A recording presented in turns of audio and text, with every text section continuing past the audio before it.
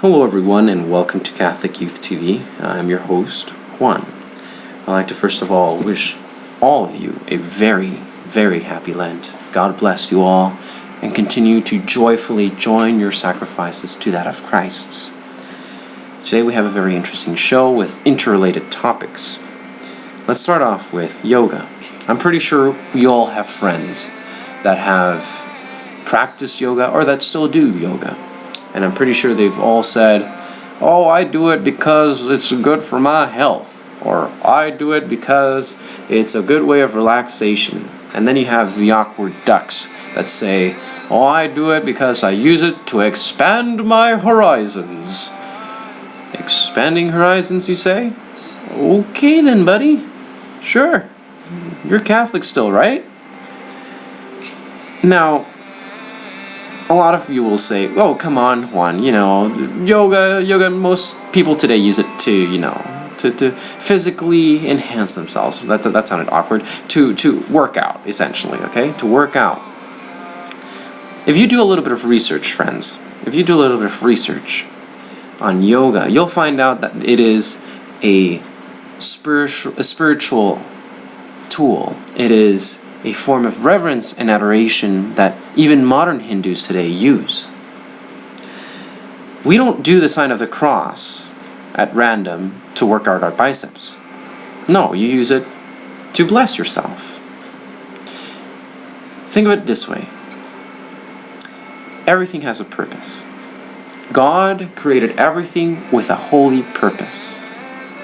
He created us with a holy purpose in mind. The devil perverts many things. He has perverted us through our sexual habits, through our eating habits, through many, many things, including our direction of worship. Worship is solely directed to God. It should be. But he has created, and I'm speaking about the devil here, worship to himself. And yoga is none other than another way of worshiping the devil. Whoa! Outlandish! One position that I was taught in middle school to do yoga was called the downward dog. Now the best way to describe it to you, it is basically that you are bowing down, hands to the floor, butt raised, legs straight, facing down. Back then, I thought I looked like an idiot. Thinking now, I still think I look like an idiot. But now I realize that, oh my goodness, that was a bow of adoration. To who? I don't know. I wasn't thinking about anyone. But there are people that take yoga that extra step that our friends usually say, and they use it as a form of spirituality, as a tool to expand their horizons, to reach beyond themselves, to feel the energy flow, to connect with their inner divinity. Brothers and sisters, that's nothing else other than New Age rhetoric. Anything to do with energy, Tai Chi, new forms of prayer and divinity and spirituality, crystals, drugs, incense burning for the purpose of, elevating your consciousness. That's New Age. That is anti-Christian. That is anti-Catholic. That is anti-Christ. Why? Of course, burning a stick isn't anti-Christ. But what is behind it? What is the philosophy that pushes it? Many of these religions say that there is no sin, or that God is in everything and everything is God. Or worse yet, they'll say that you are God, that you make the reality. Brothers, if you know anyone, or you yourselves are interested in any Chinese, Eastern religion, voodoo,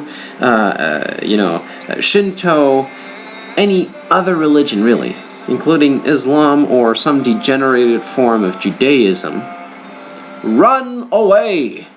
Run as far away as you can spiritually. Put your heart away from those things. Because even if it were an innocent form of, you know what, I'm going to try to pray like a Buddhist, or I'm going to try to pray like a Hindu, or a Muslim, or a witch doctor from the Amazon. You need to be very careful, because you're essentially saying, I'm open for business, all of you out there. Who's they, you might be asking? It's not the people I'm worried about. I'm not scared of the Hindu or the Muslim, nor do I hate them. I don't hate anyone from another religion. But I do raise an eyebrow or two at the spirits or the gods that they worship, because they sound very antichrist. You tell me a god that, says that they're, oh, don't worry about it. I created you, and you can have as much sex as you want. You can kill whomever you want. Don't marry within your own clan. You have to do this. You have to do that as a form of slavery, almost. Very legalistic rules. That does not sound like Christ. God created things, sex, with a purpose. He created worship with a purpose, of course.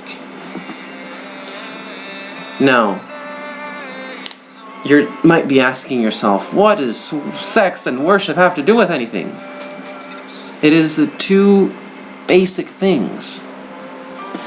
The self-giving of man and woman in sex, in the bonds of marriage, and then in worship, the self-giving of man to God. If it messes up with any of those things, it's wrong. Absolutely. Now, you might be saying, well, that's your opinion. Brothers and sisters, if you think that it's okay to say that I can disagree with the Catholic Church on this, but I can accept the Buddhist, the Shinto, the blah blah blah blah dogma or doctrine on this, then there's something wrong with your faith. You've been fooled. You've been swindled. What's good for you might not be good for me. What is right and just for you might not be right and just for me. The belief that there is no objective truth, that you yourself can make that up, there is something bad there. Why? Because it destroys the foundational beliefs of humanity, of the natural law. Everyone's heart, in their hearts they know that there's something wrong with lying, there's something wrong with killing, there's something wrong with adultery. But if we slowly kill that conscience, there's nothing left. And we surrender ourselves to idols. And then there are other people that say, you know what, there's simply no God whatsoever. There's no truth. That's illogical. Why? Because they say that there's no certainty in things. Is it certain that there's no certainty? Is it true that there's no truth? No. Everyone would say that's illogical. But that is what modern skeptics, modern spiritualists, and modern New Age religions push. What has happened, my brothers and sisters, is that a lot of people are saying that God did not make man. In fact, many of them are no longer even saying that man made God. A majority of people are now saying that man has made himself God. You now find people, I'm not going to be talking about abortion or homosexuality. Brothers and sisters, there are people actively pushing pedophilia, that are actively pushing euthanasia, and they're actively pushing infanticide. There are people that say infanticide, come on, that's not murder, that's simply a post-birth abortion. We are in a deficit of faith and morals. Brothers and sisters, again, I conclude and ask you to pray ardently and fervently for the whole world, especially for Western society. We are morally bankrupt. Pray to God that He have mercy on us, but more importantly, pray to God that our hearts of stone be open to His grace and love and mercy and justice and truth, and be willing to accept that Christ is Lord and His church is the only true faith. Thank you, brothers and sisters. God bless you and God love you. Good night.